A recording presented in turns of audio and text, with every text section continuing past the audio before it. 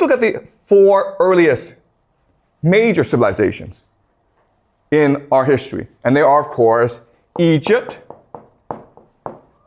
Mesopotamia, which is modern-day Iraq,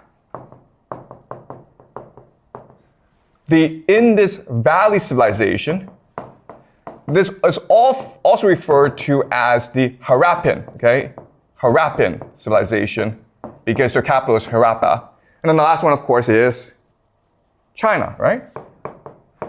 Now the question then is, why is that these 4 are the early civilizations? And they have 3 unique characteristics, okay? The first is their latitude. They're actually in the same latitude. They're not too hot and they're not too cold, which makes them perfect for agriculture. Okay, that's the first characteristic. Second characteristic is that they are by major rivers, right? So Egypt is, of course, by the Nile. Mesopotamia has been called the Tigris and the Euphrates.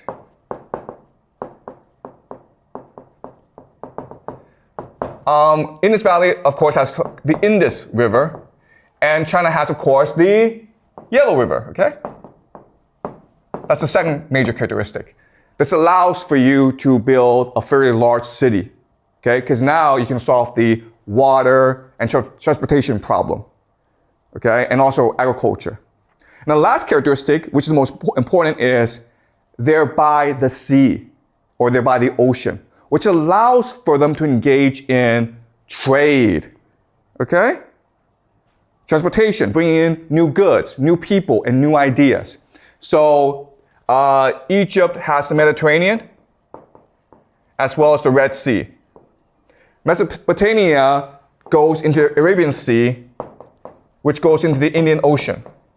And so the Indus is the same situation, okay? Goes in the Arabian Sea and then the Indian Ocean.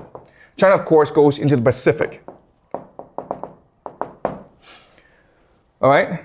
So what will happen over time is that because of the trade location, they're able to build a very large city, okay, over time. So, but then what will happen is that as city becomes larger and larger, they will develop colonies upstream and downstream of the river, okay?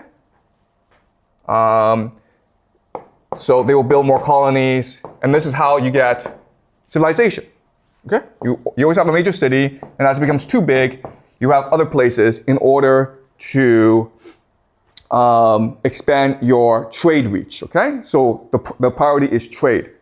And as you can see, what's happening is that these areas are able to connect the entire world, right? So Egypt is able to connect Europe and the Levant and Africa, okay? Mesopotamia is able to connect Anatolia, Asia, Central Asia, and then Indus Valley is able to do the same thing, okay? China is a special case because of the Himalayas. So there is trade actually between China and these other parts, but not as much. And so China is a special case, and so that's why we don't discuss China in this class. Okay? So these 3 places are what we collectively call Western civilization. So you may have thought that Western civilization is just Europe and America. That's not true. Okay, if you just look at the history, these places have always been in contact with each other, and collectively, they built the foundations for Western civilization. Let me ask you this question. Looking at this map, where is the most strategically located place? You guys know?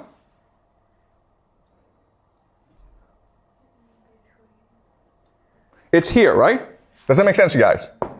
This is right in the center of global trade. And guess what? This place is where human civilization began. This place is what we call Sumeria, Sumer, okay? And this is where writing was invented, okay? And this is where a lot of trade happened. Because if you just look at this map, Sumeria is what connects everyone to everyone else, right? If you're in the Indus Valley civilization and you want to get through Egypt, you have to first transport your goods to Sumeria, which then overland takes it to Egypt. Same thing with Egypt, okay? Same thing if you want to reach everywhere else. Does that make sense?